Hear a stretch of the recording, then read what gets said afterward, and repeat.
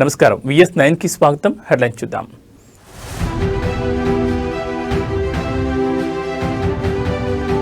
పేదల సేవలో కార్యక్రమంలో అందరూ పాల్గొనాలి. టీడీపీ నేతలకు సీఎం చంద్రబాబు సూచన.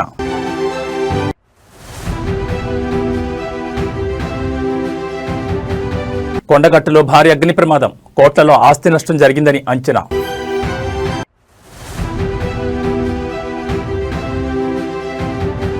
తమిళనాడుపై దిత్వా తుఫాన్ పంజా, దక్షిణ కోస్తా పుదుచ్చేరికి రెడ్ అలర్ట్.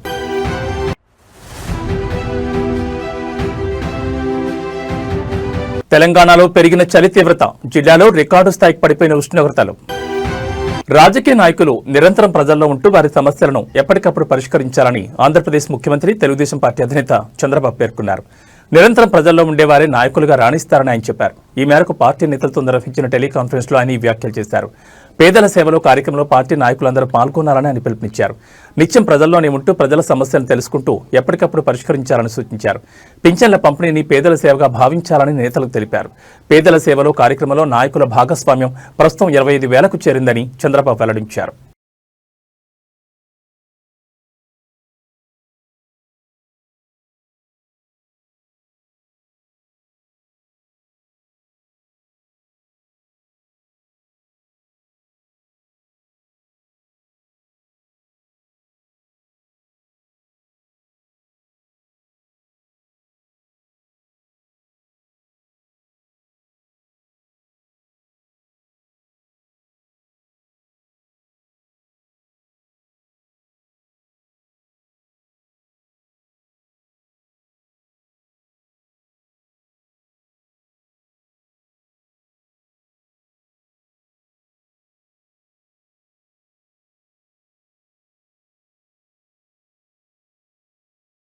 జగిత్యాల జిల్లాలోని ప్రముఖ పుణ్యక్షేత్రం కొండగట్టులో శనివారం రాత్రి ఘోర అగ్ని ప్రమాదం సంభవించింది. ఈ దుర్ఘటనలో దాదాపు 32 బొమ్మల దుకాణాలు పూర్తిగా కాలిబూడిదయ్యాయి. వ్యాపారులకు కోట్లాది రూపాయల నష్టం వాటిల్లినట్లు ప్రాథమికంగా అంచనా వేస్తున్నారు. గత రాత్రి 11 గంటల సమయంలో కొండగట్టు ఘాట్ రోడ్లోని అభయ హనుమాన్ విగ్రహం నుంచి ప్రధాన రహదారి వరకు ఉన్న బొమ్మల దుకాణాల్లో మంటలు చెలరేగాయి. సమీపంలో జరగనున్న సమ్మక్క సారలమ్మ జాతరను దృష్టిలో ఉంచుకుని వ్యాపారులు భారీ ఎత్తున బొమ్మలను కొనుగోలు చేసి దుకాణాల్లో నిల్వ ఉంచారు. ఒక్కో దుకాణంలో 8 లక్షల నుంచి 10 లక్షల విలువైన సామగ్రి ఉన్నట్లు తెలుస్తోంది. ప్రమాద సమాచారం అందుకున్న అగ్నిమాపక సిబ్బంది ఘటనా స్థలానికి చేరుకునేసరికి దుకాణాలు పూర్తిగా కాలిపోయాయి. తమ కళ్ళెదుటే సర్వస్వం కాలిపోవడంతో వ్యాపారులు కన్నీరు మున్నీరుగా విలపించారు. వారి రోదనలతో ఆ ప్రాంతంలో విషాద ఛాయలు అలుముకున్నాయి. మాల్యాల ధర్మపురి సిఐలు రవి రామ్ నరసింహారెడ్డి ఘటనా స్థలాన్ని పరిశీలించి వివరాలు సేకరించారు. విద్యుత్ షార్ట్ సర్క్యూట్ కారణంగానే ఈ ప్రమాదం జరిగిందని అధికారులు ప్రాథమికంగా నిర్ధారించారు. కేసు నమోదు చేసుకుని దర్యాప్తు చేస్తున్నారు.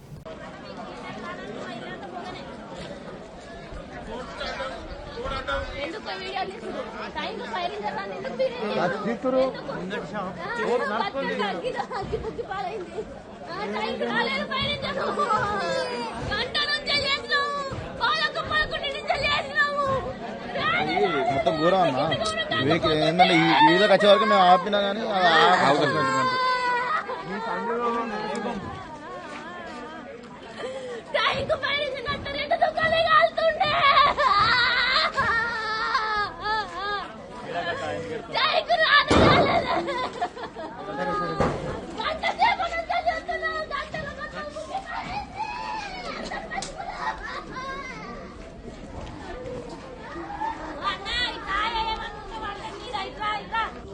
జగిత్యాల జిల్లాలోని ప్రముఖ పుణ్యక్షేత్రం కొండగట్టులో శనివారం రాత్రి ఘోర అగ్ని ప్రమాదం సంభవించింది. ఈ దుర్ఘటనలో దాదాపు 32 బొమ్మల దుకాణాలు పూర్తిగా కాలిబూడిదయ్యాయి.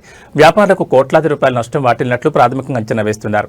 గత రాత్రి 11 గంటల సమయంలో కొండగట్టు ఘాట్ రోడ్లోని అభయ హనుమాన్ విగ్రహం నుంచి ప్రధాన రహదారి వరకు ఉన్న బొమ్మల దుకాణాల్లో మంటలు చెలరేగాయి. సమీపంలో జరగనున్న సమ్మక్క సారలమ్మ జాతరను దృష్టిలో ఉంచుకుని వ్యాపారులు భారీ ఎత్తున బొమ్మలు కొనుగోలు చేసి దుకాణాల్లో నిల్వ ఉంచారు. ఒక్కో దుకాణంలో 8 లక్షల నుంచి 10 లక్షల విలువైన సామగ్రి ఉన్నట్లు తెలుస్తోంది. ప్రమాద సమాచారం అందుకున్న అగ్నిమాపక సిబ్బంది ఘటనా స్థలానికి చేరుకునేసరికి దుకాణాలు పూర్తిగా కాలిపోయాయి. తమ కళ్ళెదుటే సర్వస్వం కాలిపోవడంతో వ్యాపారులు కన్నీరు మున్నీరుగా విలపించారు. ప్రమాదంలో షాపులు పూర్తిగా కాలిపోవడంతో తాము అన్ని కోల్పోయామని బాధితులు కన్నీరు మున్నీరయ్యారు. జీవితంలో మళ్లీ ఎలా నిలదొక్కుకోవాలో తెలియక తమ పరిస్థితిని చూసి వారు బోరుమన్నారు. ఈ ఘటనపై అధికారులు తక్షణమే స్పందించి నష్టపోయిన బాధితులను ఆదుకోవాలని, అలాగే అగ్నిమాపక శాఖ పనితీరుపై విచారణ జరిపించాలని స్థానికులు డిమాండ్ చేస్తున్నారు.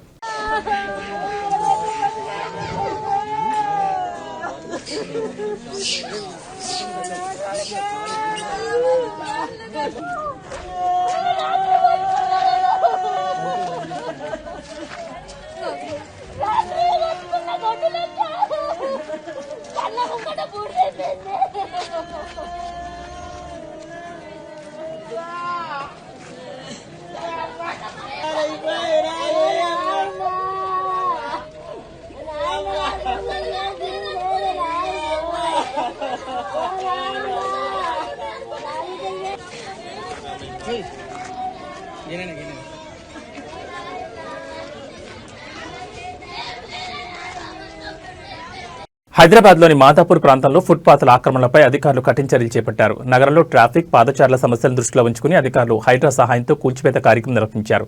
మాదాపూర్ పరిధిలో ఫుట్పాత్లను ఆక్రమించి అక్రమంగా ఏర్పాటు చేసిన షాపులు మరియు ఫుడ్ స్టాళ్లను అధికారులు కూల్చివేశారు. పాదచారులకు ఇబ్బంది లేకుండా చేయడంలో పాటు ట్రాఫిక్ రద్దీని నివారించేందుకు ఈ చర్యలు తీసుకున్నట్టు తెలుస్తోంది.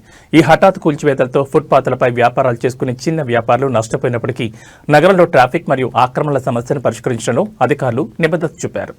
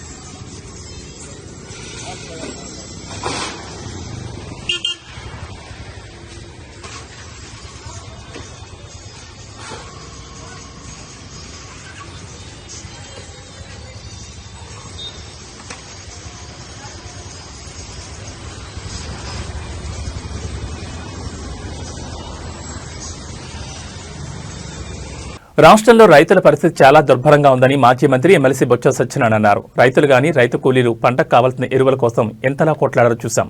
బ్లాక్ మార్కెట్లో ఎరువులు కొనుక్కుని పంట పండించిన పరిస్థితి ఏర్పడింది. ఆ పంట చేతికొచ్చిన తర్వాత ప్రకృతి వైపరీత్యాల వల్ల నష్టపోయారు. ప్రభుత్వం ఎక్కడ రైతులను ఆదుకున్న దాఖలాలు కనపడడం లేదని ఎద్దేవా చేశారు. చేతికొచ్చిన పంటను అమ్ముకుందాం అనుకుంటే గత 8 ఏళ్లలో ఎన్నడూ లేని విధంగా ఇబ్బందులను రైతులు ఎదుర్కొంటున్నారు. ఏ పంటకు కూడా గిట్టుబాటు ధర లేదు. అరటి, మొక్కజొన్న, పొగాకు, పత్తి ఏ పంటకు కూడా సరైన గిట్టుబాటు ధర లభించడం లేదన్నారు. ముఖ్యంగా ఉత్తరాంధ్రలో చెరుకుకు ప్రత్యామ్నాయంగా మొక్కజొన్న పంట వేసుకుంటున్నారు. గత ప్రభుత్వ హయాంలో పంటకు కొనుగోలులో ఇబ్బందులు వస్తే వెంటనే ప్రభుత్వం కొనుగోలు కేంద్రాలను ఏర్పాటు చేసిందని బొత్స సత్యనారాయణ పేర్కొన్నారు. వాస్తవంగా అవసరమైతే చెక్ చేసుకోండి, రీచెక్ చేయండి, క్రాస్ చెక్ చేయండి. కొన్ని పత్రికలు, కొన్ని టీవీలు అదే పనిగా దీన్ని ప్రజలు వ్యతిరేకిస్తారని చెప్తున్నారు. వాస్తవానికి కుటుంబంలోని నాయకులు కూడా, పెద్దలు కూడా, ఆ ప్రజల సానుభూతిపరులు కూడా వచ్చి వీటి మీద స్వచ్ఛందంగా వచ్చి వాళ్ళు కూడా పాల్గొంటున్నారు, సంతకాలు చేస్తున్నారు. ఇది గ్రామీణ ప్రాంతాల్లో కానీ పట్టణ ప్రాంతాల్లో జరుగుతున్న విషయం అని చెప్పాం. ర్యాండమ్ చెక్ చేసుకోండి మీకు ఇచ్చిన తర్వాత అని చెప్పాం. లేదు అంటే ఇప్పుడే ఓ టీం పంపించుకొని క్రాస్ చెక్ చేయండి జరుగుతున్న కార్యక్రమాన్ని అని చెప్పాం. ఎందుకంటే ఇది ప్రజా అవసరానికి సంబంధించింది. ఇదేమో రాజకీయ కోణంలో, రాజకీయ లబ్ధి కోసమో, రాజకీయ స్వార్థంతో చేస్తున్న కార్యక్రమం కాదు. ఈ రాష్ట్రంలో ఒక ప్రధాన ప్రతిపక్షంగా, ఒక బాధ్యతగా ప్రజల తరఫున ప్రజల ఆలోచనని, ప్రజలతో నష్టాన్ని పాడవలసిన బాధ్యత మాకుంది కాబట్టి ఈ కార్యక్రమాన్ని చేస్తున్నాం. నైరుతి బంగాళాఖాతం శ్రీలంక తీరంలో కొనసాగుతున్న దిత్వా తుఫాన్ తమిళనాడుపై పంజా విసురుతోంది. తమిళనాడులో శనివారం అర్ధరాత్రి నుంచి భారీ వర్షాలు కురుస్తున్నాయి. చెన్నై, చెంగల్పట్టు, కాంచీపురం, తిరువళ్లూరు, కడలూరు, మైలాడుతురై, నాగపట్నం, రాఘనాథపురం, తంజావూరు, తిరువారూరు, కోయంబత్తూరులో కుండపోత వర్షాలు పడుతున్నాయి. భారీ వర్షాలతో చెన్నై ఇంటర్నేషనల్ ఎయిర్పోర్ట్లో 62కు పైగా విమాన సర్వీసులు రద్దయ్యాయి. చెన్నై శ్రీలంక విమాన సర్వీసులు రద్దయ్యాయి. నైరుతి బంగాళాఖాతం, ఉత్తర తమిళనాడు తీరంలో దిత్వా తుఫాన్ కొనసాగుతోంది.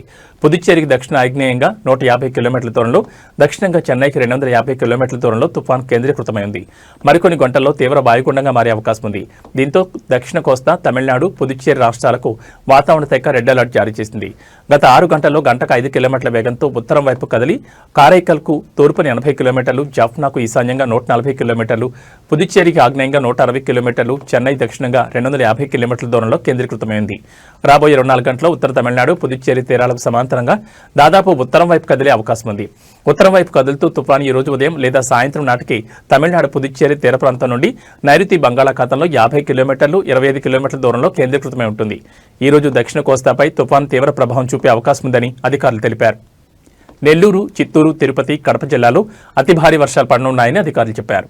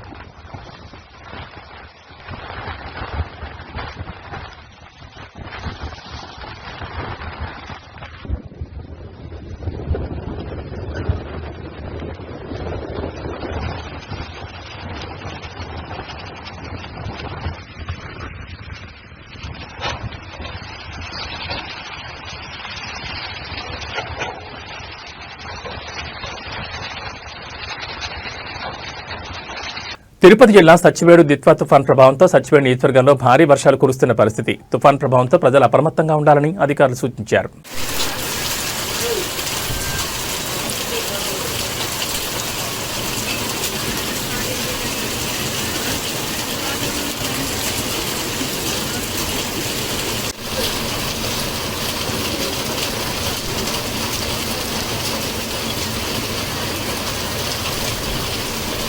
తెలంగాణ రాష్ట్రంలో గడిచిన 4 రోజుల్లో మరోసారి చలి తీవ్రత గణనీయంగా పెరిగింది. వాతావరణ శాఖ ప్రకారం ఈ రోజు ఉదయం మెదక్ నగరంలో అత్యల్పంగా 10 డిగ్రీల సెల్సియస్ ఉష్ణోగ్రత నమోదు కాగా, పటాన్ చెరువు, హనుమకొండ, రామగుండం, నిజామాబాద్, హైదరాబాద్లలో కూడా సాధారణం కంటే తక్కువ ఉష్ణోగ్రతలు నమోదయ్యాయి.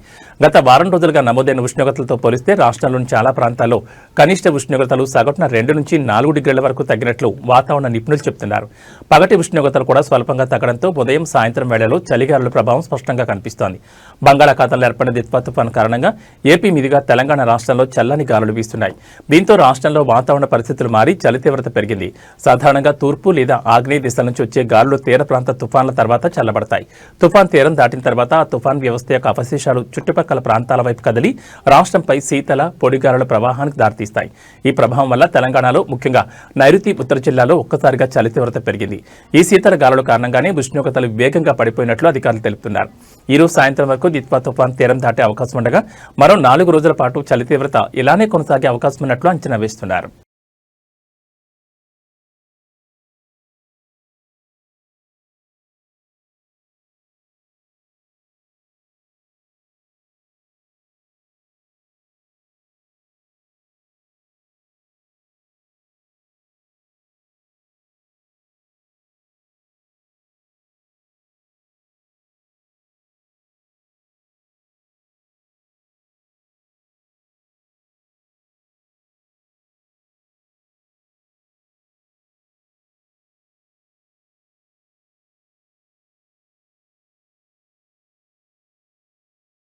తిరుమల శ్రీవారి దర్శనానికి భక్తులు పోటెత్తారు. వారాంతం కావడంతో కొండపై భక్తుల రద్దీ కొనసాగుతోంది. దిత్వా తుఫాన్ ప్రభావంతో తిరుమలలో వర్షాలు కురుస్తున్నా చలిని సైతం లెక్క చేయకుండా భక్తులు స్వామివారి దర్శనం కోసం బారులు తీరారు.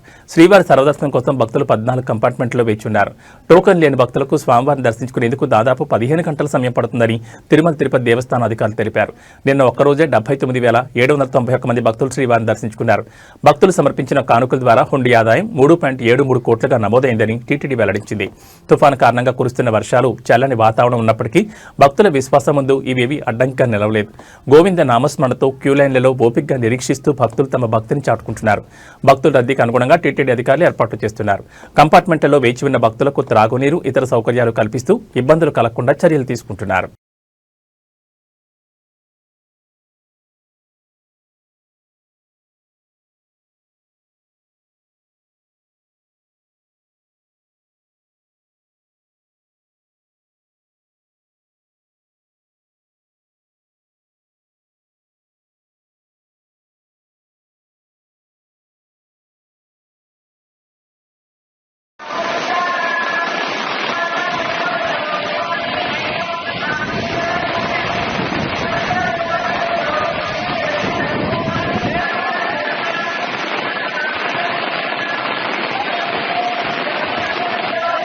लगे पीछे ना బిల్డింగ్ కాడ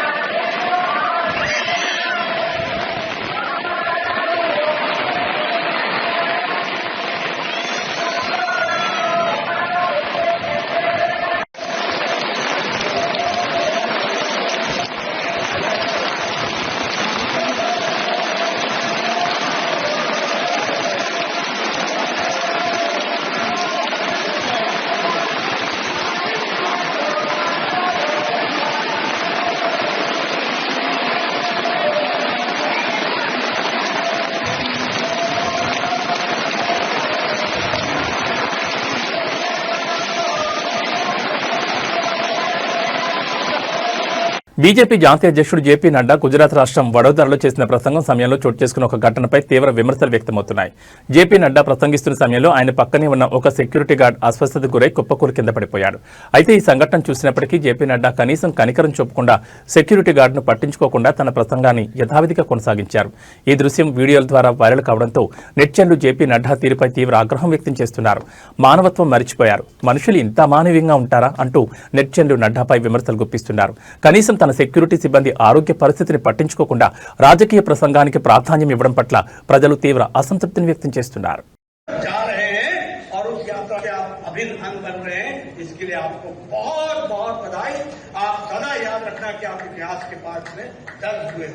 इन्हीं शब्दों के साथ मैं पुनः हमारे आयोजकों को, मनसुख भाई को, उनकी टीम को बहुत बहुत बधाई देता हूं और साथ में आप सब लोगों को इस यात्रा को आगे बढ़ाने के लिए अपनी शुभकामनाएं देता हूं. बहुत बहुत धन्यवाद. గత కొద్ది రోజులుగా ఈవెంట్లలో బోల్డ్ కామెంట్స్ తో వరుసగా వివాదాల కారణమవుతున్నారు సినీ నటకిరీటి డాక్టరేట్ హోల్డర్ రాజేంద్ర ప్రసాద్. ఇక తాజాగా సకుటుంబానం సినిమా ట్రైలర్ రిలీజ్ ఈవెంట్ కు బ్రహ్మానందం, బుచ్చిబాబు, రాజేంద్ర ప్రసాద్ ఇలా అందరూ హాజరయ్యారు. సినిమా ట్రైలర్ అయితే చక్కగా పక్కా ఫ్యామిలీ ఎమోషన్స్ తో ఉంది. కానీ ఈవెంట్ లో రాజేంద్ర ప్రసాద్ చేసిన కామెంట్లు మాత్రం చర్చకు దారితీస్తున్నాయి. ముందుగా బ్రహ్మానందం మాట్లాడిన వెంటనే స్టేజ్ మీదే ముసలి ఉండా కొడక అని ఒక్కసారిగా జోక్ పేరిట పేల్చేశారు రాజేంద్ర ప్రసాద్. ఆ కొన్నవాళ్ళు ఒక్కసారిగా కాసేపు షాక్ అయ్యారు. బ్రహ్మానందం కూడా అతని వైపు తిరిగి ఎవరు అన్నట్లు అడిగారు. రాజేంద్ర ప్రసాద్ వెంటనే నేనే అని నవ్వుతూ మాట మార్చేశారు. కానీ అప్పటికే వీడియో రికార్డ్ అయిపోయింది. సోషల్ మీడియాలో ఈ వీడియో ప్రస్తుతం ఫుల్ వైరల్ అవుతోంది. శ్రీ డాక్టర్ బ్రహ్మానందం గారు మాట్లాడిన తర్వాత నాలాంటి వాళ్ళు మాట్లాడటం